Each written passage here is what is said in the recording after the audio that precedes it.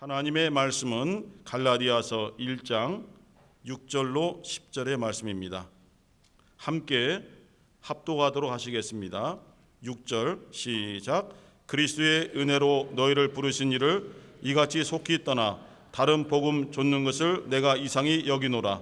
다른 복음은 없나니 다만 어떤 사람들이 너희를 요란케 하여 그리스도의 복음을 변하려 함이라. 그러나 우리나 혹 하늘로부터 온 천사라도 우리가 너희에게 전한 복음 외에 다른 복음을 전하면 저주를 받을지어다. 우리가 전에 말하였거니와 내가 지금 다시 말하노니 만일 누구든지 너희의 받은 것 외에 다른 복음을 전하면 저주를 받을지어다. 이제 내가 사람들에게 좋게 하랴 하나님께 좋게 하랴 사람들에게 기쁨을 구하랴 내가 지금까지 사람의 기쁨을 구하는 것이었다면 그리스도의 종이 아니니라. 아멘. 오늘 말씀의 주제는 다시 복음으로입니다. 몽산포 수련회를 앞두고 오늘 7시, 9시, 11시 예배가 동일한 주제로 함께 선포되겠습니다. 갈라디아 교회는 주님이 세우신 교회입니다. 여러 교회들이 있지만은 모든 교회들이 우리 주님이 세우신 교회입니다. 성락교회도 우리 주님 예수께서 세우신 교회입니다. 다만 주님의 말씀을 따라 주님께 순종하는 사역자들의 기도와 헌신이 있었던 것은 분명합니다. 그렇다고 해서 교회는 사람에 의해서 세워지는 것이 아닙니다. 몇몇 사람들의 카리스마와 능력과 기도로 세워지는 것이 아닙니다. 하나님께서 우리 주님 예수를 통해서 세우신 곳이 바로 주님의 몸된 교회인 것입니다. 이 교회를 세우기 위해서 주님께서 피를 흘리셨고 이 교회를 세우시기 위해서 우리에게 반석의 믿음을 허락해 주신 것입니다. 하나님이 세우신 바울 사도를 통해서 이방인의 그 심령 속에 예수 그리스도의 복음이 전파되었고 또 그 어렵고 힘든 여러 가지 다른 종교, 다른 영들과의 싸움에서 지치거나 쓰러지지 아니하고 물러서지 아니하고 성령의 감동하심을 따라 그의 심령 안에 주어진 진리의 말씀을 담대히 선포하는 사역자들의 그 피토하는 외침과 헌신을 통해서 한 사람 또 한 사람 그리고 또 한 사람이 주 예수를 믿어 구원을 받고 그렇게 작은 사람들이 모여서 세워진 곳이 바로 주님의 몸된 교회인 것입니다. 그 중에 하나가 갈라디아 교회인데 이 갈라디아 교회는 단독교회가 아니고 2절에 있는 것처럼 함께 있는 모든 형제로 더불어 갈라디아 여러 교회들에게라고 복수로 표현되어 있습니다. 갈라디아는 큰 지방을 의미합니다. 그곳에 더베라는 도시도 있고요. 이고니온, 루스드라라는 그러한 지방들이 있습니다. 사도행전에 보면은 바울 사도가 이방 선교를 하면서 그러한 지역 도시들을 이제 선교하면서 많은 어려움 가운데서 복음을 증거해서 한 사람의 영혼을 얻고 한 사람의 영혼을 얻어서 이렇게 가정교회들이 세워진 것입니다. 초대교회 때도 몇만 명씩 되는 교회가 있었지만은 이러한 건물이 있을 수가 없는 환경이었습니다. 그래서 한 곳에 모이기는 힘든 것이고 하나님 앞에 감동받고 하나님 앞에 쓰임받기를 결심한 몇몇 가정들이 자신의 가정을 공개하여 그 가정에서 함께 모여서 기도하고 말씀을 나누고 찬양하면서 이렇게 하나님의 사랑받는 교회들이 곳곳에 형성이 된 것입니다. 갈라디아 교회 할 때는 이렇게 어떤 신길동에 있는 건물 속에 있는 교회가 아니라 갈라디아에 있는 큰 지방 속에 있는 조그만 도시들에 모여진 여러 사람들, 예수의 피로 값주고 사신 영혼들이 모여있는 그러한 모든 곳의 모임을 통틀어서 갈라디아 교회라고 부르고 있습니다. 한 교회를 세우기 위해서 얼마나 많은 기도와 말씀 선포와 헌신과 봉사가 필요한지 모릅니다. 한 영혼을 전도해서 그 사람을 예수 그리스도를 믿게 하기가 어렵고, 더 나아가서 이제 믿은 초신자들을 양육해서 그 교회의 봉사자로 세우는 것도 매우 어렵고, 더 나아가서 더 훈련과 연단을 통해서 사역자로 세우는 것은 더더욱 어렵고, 그러면서도 그 마음속에 있는 교만을 다 빼어내고 자기 자신을 부인하고 자기 자신의 욕심을 제하여 버리고 온전한 주님의 사람으로 세우기는 더더욱 어려운 것입니다.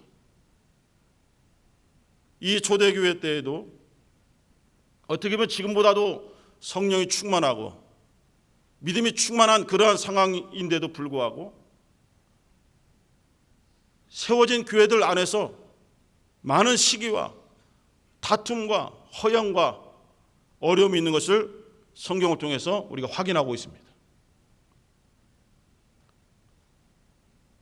많은 교회들에서 문제점이 있지만은 하나님 앞에 헌신하여 자기의 일생을 드린 바울 사도에게 가장 어려움을 주는 지역 교회들이 두 군데가 있는데 바로 이 갈라디아 교회 그리고 고린도 교회입니다. 얼마나 힘들게 했는지 모릅니다. 이 갈라디아 교회에 바울은 자기가 회심한 체험이 있습니다. 예수를 엄청나게 핍박하다가 예수를 만나서 완전히 뒤바뀌어서 예수를 또 힘써 전하는 그런 체험을 가진 바울 사도가 이곳에 가서 한 사람에게 자기의 체험을 얘기하고 예수는 이러한 분이시고 이 예수를 믿어야만 영원히 구원을 얻고 우리가 상상할 수도 없었던 하나님을 아버지라 부를 수 있는 권세를 가지게 되고 주님의 사랑을 받는 교회에 속한 지체들이 되어서 우리는 하늘나라를 준비하며 살아갈 수 있다는 것을 끊임없이 양육하고 가르쳤습니다. 한 번의 가르침으로 되지 아니하니까 모일 때마다 가르치고 해서 그 예수를 믿겠다고 결심한 새신자들이 점점 말씀을 들으면서 성장해 가고 또 사역자들, 먼저 믿은 봉사자들, 선배들의 그 신앙의 모습을 보고 이렇게 배워야 되겠다 결심하지 않아도 그들과 함께 어울려 교제하면서 점점 더 믿음의 선배들의 모습을 닮아져 가는 것이죠. 우리 또한 마찬가지입니다. 이렇게 해야 되겠다 결심해서 그렇게 하는 경우도 있지만은 우리가 처음 믿을 때의 모습과 지금의 모습은 너무 다릅니다. 많이 성장되어 있죠. 또 어려움도 있지만은 성장되어져 있습니다. 단순히 시간이 흘렀기 때문에 믿음의 시간의 연륜 때문에 우리가 성장한 것일 수도 있습니다. 하지만은 그 시간 속에는 많은 경험들이 있고 많은 어려움들이 있었습니다. 그러면서도 그 나와 같은 어려움을 가진 나보다 더 힘든 어려움을 가진 믿음의 선배들이 그 어려움을 어떻게 이겨나갔는가를 직접 보고 듣고 함께 공유함으로써 나의 이 마음의 상처들이 말로서 치유되는 것이 아니라 함께하는 공동체를 통해서 그 마음이 치유되어져 가고 마음의 상처가 있고 치유되고 상처가 임하고 치유되고 하면서 나도 모르게 더욱더 믿음이 연단되어져 가고 성장해져 간 것입니다. 스스로 성장시키려고 했던 것은 아닌데 믿음의 모습들을 지켜보고 믿음의 그 공유를 통해서 나도 모르게 성장되어져 가는 것이죠. 이렇게 귀한 성도들의 모여있는 교회가 갈라디아 교회였습니다. 그리고 바울은 하나님의 인도를 따라서 또 다른 지역으로 가서 복음을 전하고 다른 지역으로 가서 복음을 전하고 지난 교회들이 많이 있기 때문에 그 몸의 한계 때문에 항상 같은 시간에 같은 성도들과 함께 하지 못했지만은 이 편지들을 통해서 보면은 그들과 항상 함께 있다는 것을 알 수가 있습니다. 바울의 마음이 이 성도들의 마음 가운데 함께 있습니다. 주님께서 우리들과 함께 있는 것처럼 주님의 마음을 가진 바울이 또한 그가 진리 가운데서 나았다고도 할 수 있는 믿음의 아들들 있는 그곳에 마음이 함께하고 있습니다. 그래서 그들을 위해서 항상 떨어져 있어서 기도하고, 또 기회가 주어지면 그들에게 이렇게 믿음의 글들을 써서 이것을 좀 읽어봤으면 좋겠다. 내가 너희들과 떨어져 있지만 나는 이러한 심정으로 너희를 위해서 기도하고, 너희들이 잘됐다는 소식을 듣고 나는 함께 기뻐하고, 너희들 중에 이렇게 좋지 않은 소식이 있다니 마음을 아파한다라는 것을 여러 서신서를 통해서 고백하며 밝혔습니다. 이렇게 예수를 믿는 믿음으로 세워진 이 갈라디아 교회가 점점 더 이상한 방향으로 흘러가고 있다는 소식을 듣게 된 것입니다. 주님의 몸된 교회, 예수 그리스도께서 세우신 교회는 예수 그리스도께서 인도하시는 방향을 따라 그대로 가는 것이 합당하고 맞습니다. 교회 바깥의 원수들이 교회를 이런 모양 저런 모양으로 흔들어서 방향을 흐트러 버립니다. 정체성을 흐트러 버립니다. 무엇을 해야 옳은 것인지를, 그것을 혼란을 줍니다. 여러 가지 사회적 이슈들이 많아서 그것들이 파고 들어와서 교회의 정체성을 흐트러 버리고 우왕좌왕하게 만들어 버립니다. 그것이 바로 원수의 계계고 술책이죠. 주님은 하늘에 오르셔서 하늘에 계시지만은 우리와 항상 함께 하시는 것을 우리에게 가르쳐 주셨습니다. 그가 증거하신 말씀들이 성령의 감동으로 우리의 마음속에서 살아있는 말씀으로 움직이고 있습니다. 기록된 말씀들이 우리 안에서 지금도 현재성 있게 살아있는 주님의 말씀으로 들려오고 있습니다. 성령께서 우리의 마음을 감동하셔서 예수께서 하늘에 계신 것이 아니라 지금 내 마음에 함께 계시다는 것을 계속 체험하게 만듭니다. 그 말씀으로 우리를 붙잡으셔서 교회에 속한 지체들인 성도들은 이렇게 가야 된다, 이 길로 가야 된다, 이런 어려움이 있을지라도 두려워 말고 주저앉지 말고 다시 일어나서 말씀을 듣고 오라, 내게 오라 하고 명하실 때에 주님의 음성을 듣고 주님의 음성이 있는 곳으로 달려가는 것이 옳다, 이런 말씀을 계속 주고 계십니다. 그러나 세상에서는 그렇지 않아, 그것만이 옳은 것이 아니라 이러한 것도 있어, 교회라는 것은 이러한 일도 해야 돼, 이렇게 해야 돼, 이러한 방향으로 나가야 돼 하면서 교회가 우왕좌왕하도록 혼란을 주어서 스스로 무너지게 만드는 것이 원수 마귀의 괴계 중에 하나입니다. 이 갈라디아 교회에 어려운 일이 생겼습니다. 바울이 표현하기를 다른 복음이라고 했습니다. 왜 이곳에 다른 복음이 있다는 소식이 들리느냐? 다른 복음이란 것을 나는 이해할 수가 없다. 어떻게 예수 그리스도의 복음 그거 말고 다른 복음이 있을 수 있느냐? 예수께서 주신 복음이 뭐냐? 어려운 것이 아니다.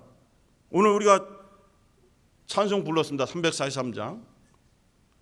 울어도 못하네, 참아도 못하네, 힘써도 못하네.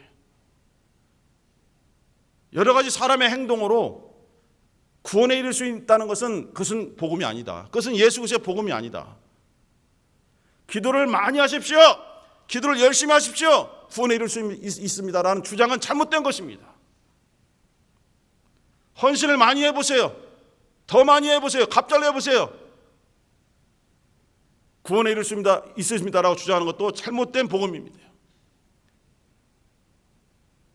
봉사를 열심히 해주세요, 봉사를 열심히 하면은 구원에 이를 수도 있습니다라고 주장하는 것도 잘못된 복음입니다.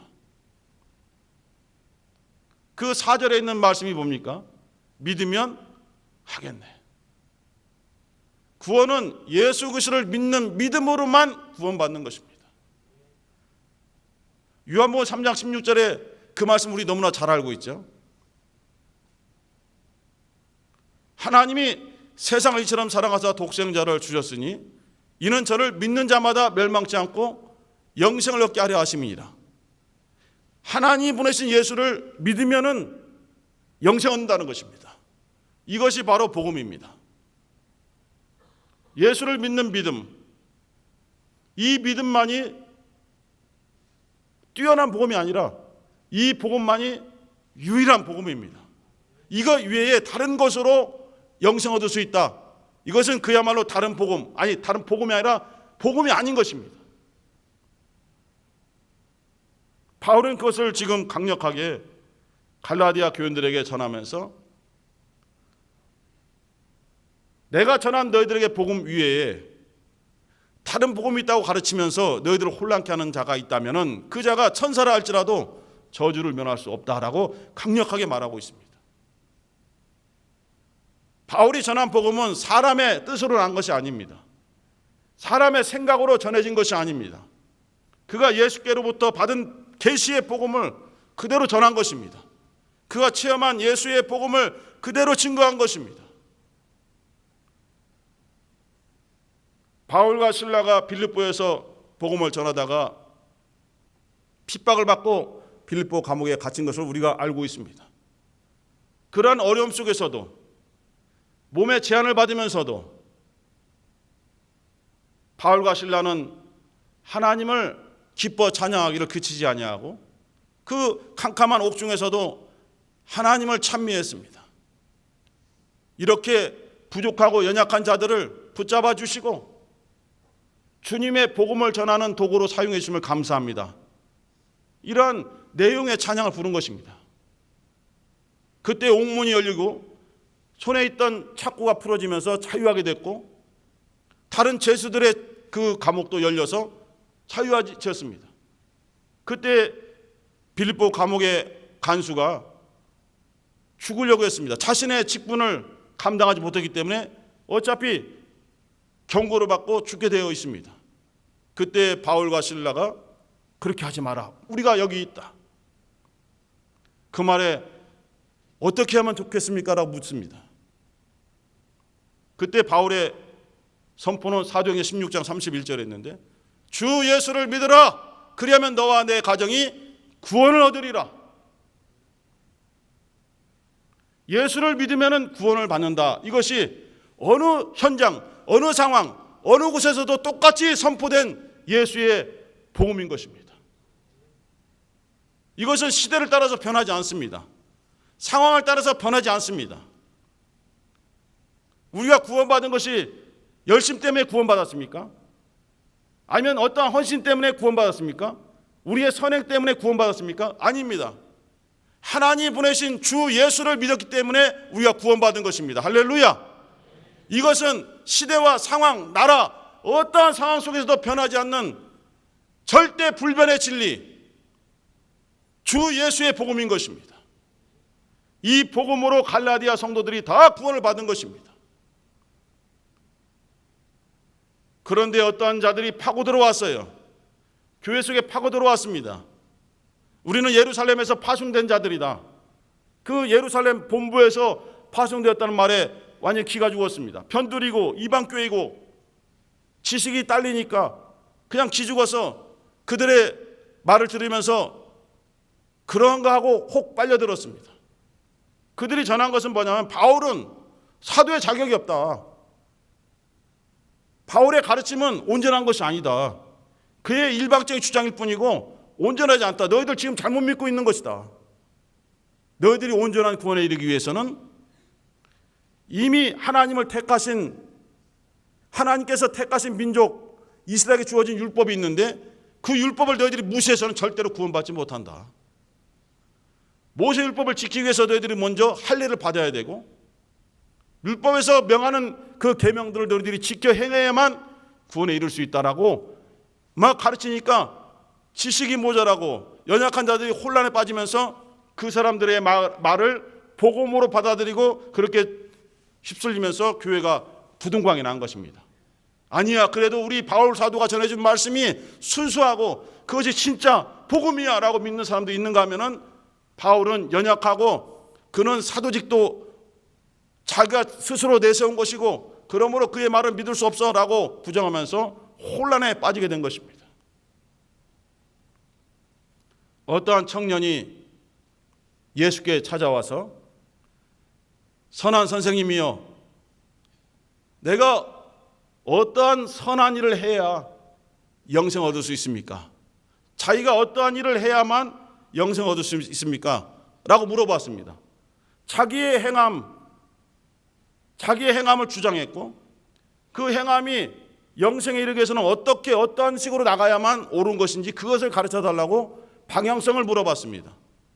영생을 얻는 그 비결을 물어본 것이 아니라 자기가 어떤 것을 선택하는 어떤 선행을 통해서 구원받을 수 있는지를 물어봤습니다. 주님께서는 하나님의 계명을 지켜라, 살인하지 말라, 내 부모를 공경하라, 거짓 증거하지 말라, 이 계명들을 지켜라. 주님, 저는 어려서부터 교육을 받은 자고 이 계명들을 철저히 지켰습니다라고 고백했습니다. 율법 밑에 있는 자들은 어려서부터 그런 교육을 받았기 때문에 그렇게 고백할 수 있습니다. 그러나 사람은 외모를 보고 판단하지만 하나님께서는 마음의 중심을 보시거든요. 그들의 외모가 계명을 지키는 것처럼 보일지라도 주님이 보실 때는 회칠한 무덤이라는 것입니다. 겉은 깨끗하나 속에는 아직까지 탐심이 가득하고 음란이 가득하고 살인이 가득하기 때문에 너희들의 속마음은 하나님의 계명을 지킨 것이 아니다라고 판단하신 것입니다. 그렇다면 네가 가진 모든 재물을 팔아서 가난한 자를 주고 너는 나를 따라오너라, 나를 따르는 길이 바로 영생의 길이다라고 제시해 주셨습니다. 그러나 그 청년은 포기해버렸습니다. 자기가 생각했던 영생을 얻는 방법과 달라요. 자기가 할 수 있는 이 길들이 있는데 그 길을 주님께서 말씀하지 않고 전혀 다른 길을 말씀하시는데 이쪽 길은 가기가 싫어요. 그래서 주님의 말씀을 딱 끊어버리고 자기가 원래 있던 그 방향으로 틀어서 떠나갔습니다.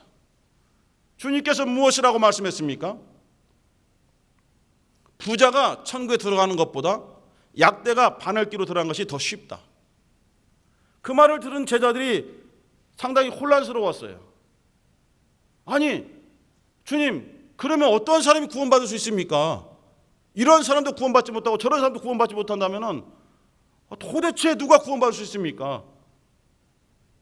이 제자들도 행함을 생각했어요. 자신들의 어떤 열심을 생각했어요. 자신들이 할 수 있는 걸 통해서 영생을 이룰 수 있다고 생각했는데 주님의 대답은 그것이 아니었어요. 주님께서 말씀해 주셨습니다. 사람으로는 할 수 없으되 하나님은 하실 수 있느니라. 영생에 이르는 것은 사람의 방법으로는 안 되는 것입니다. 구원받는 것은 사람의 노력으로 안 되는 것입니다. 하나님께서 하실 수 있는 것입니다. 하나님께서 은혜를 주셔야만 우리가 구원받을 수 있는 것입니다. 요한복음 1장 12절 13절에도 영접하는 자 곧 그 이름을 믿는 자들에게는 하나님의 자녀되는 권세를 주셨으니 라고 했습니다. 이는 사람의 혈통으로 난 것이 아니라 하나님께로부터 난 자들이다 했습니다. 하나님께서 주시는 것이 구원이고 하나님께서만 우리에게 허락하신 것이 영생인 것입니다. 성령으로 아니하고는 누구도 예수를 주라 시인할 수 없다고 고린도전서 12장 3절에서 말씀했습니다. 다른 복음은 없습니다. 자꾸 새로운 것을 찾으려고, 새로운 것을 우리가 공부하려고, 신비한 것을 찾으려고 이런 마음을 가졌기 때문에 우리가 잘못 걸리게 된 것입니다.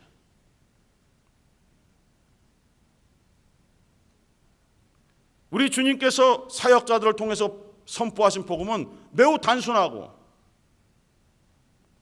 매우 쉬운 방법입니다. 자기 자신을 포기하면 됩니다. 주 예수를 나의 주인으로 영접하면 됩니다. 그런 찬양도 있지 않습니까? 내가 주인 삼은 것들을 다 내려놓는 것. 내 명예가 나의 주인인 줄 알았습니다. 나의 자랑이 내 주인인 줄 알았습니다. 내 권력이, 내 물질이 내 주인인 줄 알았습니다. 내 비전이, 내 가치관이, 내 삶의 방식이 내 주인인 줄 알았습니다. 그것이 옳은 줄 알았습니다. 그것을 다 내려놓습니다. 주님께서 내 안에 들어오셔서 나의 주인이 되어 주옵소서. 그래서 바울이 갈라디아서 2장 20절에서 고백하기를, 이제 내가 사는 것은 내 안에 내가 사는 것이 아니라 나를 살려주신, 나를 죽음에서 건져주신, 나를 죄악 가운데서 건져주신 그리스도 예수를 그 그리스도 예수께서 내 안에 사신 것이다라고 고백했습니다.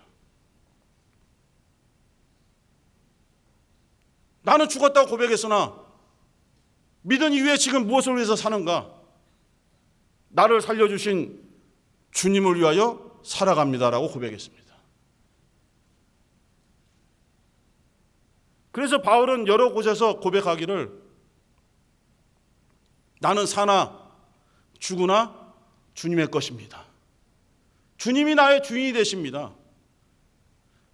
예수의 복음으로 구원받은 모든 성도들은 이러한 고백을 합니다. 예수만이 나의 주인이 되십니다. 예수만이 나에게 명령을 내리실 수 있고 예수만이 나를 인도해 주실 수 있습니다. 나의 인생은 나의 인생이 아니라 사실은 주님께서 내 삶을 통해서 주께서 살아가시는 것입니다. 나는 다만 내 인생을 통해서 주님께 고백하며 나의 이 모습을 통해서 하나님의 뜻을 베풀어 주시기를 원하는 주님의 가르침에 그대로 순종하며 나아갑니다. 부족하고 연약하지만 나의 삶을 통해서 예수 그리스도의 향기가 나타나기를 간절히 소원합니다. 이러한 고백을 하면서 하루하루 살아갑니다. 얼마나 많은 유혹이 우리 가운데 있습니까? 얼마나 많은 다른 복음들이 우리를 혼란스럽게 하고 있습니까? 그러나 오늘도 주님께서 말씀하기를 다른 복음은 없나니 천하에 구원받을 만한 다른 이름을 주신 적이 없느니라 말씀했습니다. 예수의 이름으로만 우리는 구원을 받고 예수 그리스도의 그 피의 공로로만 우리가 죄에서 완전히 벗어날 수 있습니다. 우리가 원치 않았는데도 불구하고 하나님께서는 그 사랑하는 아들을 보내셔서 우리를 위한 대속제물, 화목제물로 삼아 주셨고 예수 그리스도께서는 우리가 원하지 않았음에도 불구하고 그 아버지의 뜻을 받아들여서 헌신하셨습니다. 아버지여 내 원대로 마옵시고 아버지의 원대로 하옵소서라고 고백하면서 그 십자가를 짊어지셨고 못 박히는 것을 받아들이셨고 피 흘리시는 것을 받아들이셔서 그 피값으로 우리의 영혼이 살아난 것입니다. 할렐루야. 이것이야말로 온전한 복음이고 예수께서 전하신 유일한 복음입니다. 우리는 순수하고 참된 복음 예수 그리스도의 말씀으로 다시 돌아가야 되는 것입니다. 우리의 개혁은 그렇게 시작된 것입니다. 이번 여름 수련회도 다시 복음으로라는 주제로 우리의 완악해지고 복잡해진 여러 가지 우리의 마음에 있는 것들을 다 제어해 버리고 예수 그리스도만이 우리의 주인이 되시는 그 복음으로 다시 돌아가자고 이렇게 수련을 갖고자 하는 것입니다. 다가오는 여러 가지 법적 절차들이 있습니다. 그거 하나로 우리가 쓰러지고 기뻐하고 요동치는 것이 아니라 그 선고 결과를 우리가 간절히 기도하고 있을지라도 그 결과에 관계없이 그 너머에 있는 하나님의 뜻을 깨닫고 넘어지면 다시 일으켜주시는 주님의 손을 붙잡고 일어나서 또 함께 걷고 달려가는 것, 나의 달려갈 길을 마치기까지는 포기하지 않는 그 믿음이 진정으로 필요한 것입니다. 얼마 있으면 다가오는 그 일 때문에 여러분의 마음이 이렇게 되거나 저렇게 되지 않기를 간절히 소원합니다. 우리는 주님의 사람들이 분명하고 우리는 항상 이렇게 했습니다. 주님, 부족한 제가 주님과 함께 있게 하여 주옵소서라고 기도했지만 주님은 그렇게 응답하지 않고 내가 너희와 함께 하겠다. 세상 끝날까지 내가 너희와 함께 하겠다. 너희들이 어느 곳에 있든지 내가 너에게 가르친 말씀을 지키고 순종하며 그 말씀을 전한다면 나는 그곳에 함께 있겠다. 많은 자가 모이지 않을지라도 두세 사람이 모여서 기도하며 주님의 복음이 전파되기를 소원하고 그렇게 힘써 행하는 자들 가운데 나는 그들과 함께 하겠다라고 약속하셨고 실천하고 계시고 계속 우리와 함께 하시는 것입니다. 할렐루야. 우리 개혁 성도들에게 주시는 주님의 말씀은 주님의 복음을 힘써 지키자 이것입니다. 우리의 생각, 우리의 복잡했던 것을 내려놓고 다시 복음으로 돌아가자. 이것이 진정한 성경적 신약교회의 회복인 것입니다. 우리 사랑하는 성도 여러분, 힘들고 어려운 시간들을 매일매일 기도하면서 잘 극복해내셨습니다. 주님께서는 이미 우리에게 이것을 가르쳐 주셨어요. 너희들이 세상에서 환난을 당하나 담대하라. 내가 세상을 이겼노라라고 선포하셨습니다. 우리가 주님께 속했다면 환난 당하는 것은 당연한 것이다라고 주께서 말씀해 주셨습니다. 세상이 예수를 미워한 것처럼 예수에 속한 우리들, 예수의 복음을 가진 우리들을 미워하는 것은 당연하다. 하지만 주님께서 말씀하기를 내가 세상을 이긴 것처럼 내게 속한 너희들도 세상을 이긴다라고 분명히 말씀해 주셨습니다. 우리 사랑하는 개혁성도 여러분, 주님이 선포하셨던 예수의 피로 세우신 순수한 복음, 주님이 사랑하시는 그 사역자를 통해서 선포된 예수의 복음이 오늘도 내일도 하나님 세우신 개혁교회 가운데 항상 임재하시고 충만하시기를 예수의 이름으로 축원합니다. 함께 기도하시면서 우리의 심령 가운데 예수의 복음이 충만케 도와주시고 다른 복음은 없사오니 예수께서 흘리신 피값을 통해서 살리신 그 은혜를 생각하고 다시 복음으로 돌아가 주님의 뜻에 순종하고 열심을 내는 우리 모두가 되게 하여 주옵소서. 함께 기도하겠습니다.